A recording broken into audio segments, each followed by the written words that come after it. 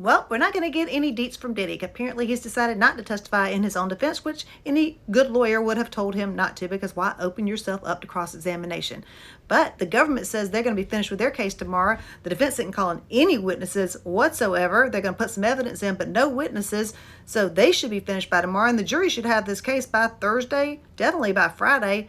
So the question is he guilty? Did the government prove their case? Because the defense is going to rely only on the weaknesses in the prosecution's case. The most serious of the charges against Diddy is definitely the RICO charge. That one carries up to life in prison. And believe me, if he's found guilty of that, it might not be life in prison, but it will definitely be his life in prison. So did he do it?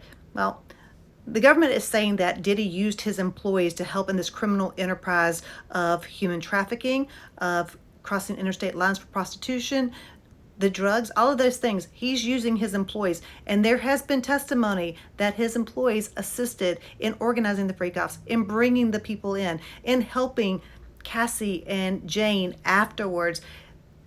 There's testimony that they have been involved. So is he guilty of human trafficking? Because not only is that an underlying charge for the RICO, but it also carries a mandatory minimum of 15 years all by itself. So the government is alleging that Diddy used coercion to get people to participate in commercial sex acts. Now, the commercial sex act would be these freak-offs, obviously, and what makes them commercial is that somebody received something of value. These women received something of value, like, I don't know, their rent or the $15,000 check that he wrote Jane to buy clothes.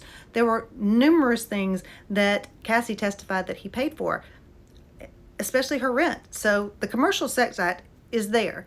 Then you talk about the coercion. Well, coercion means anything that results in significant harm, but significant harm doesn't have to be physical. It can be psychological, it can be financial, it can be harm to your reputation. Like, I don't know, threatening to release those tapes of the freak-offs so that they would never work again, threatening to make sure they never made it in the music business. That sounds like coercion to me, but you tell me, is he guilty? I kind of think that he might be looking at some significant time here. The defense is going to say that these were all consensual, that there was no coercion involved.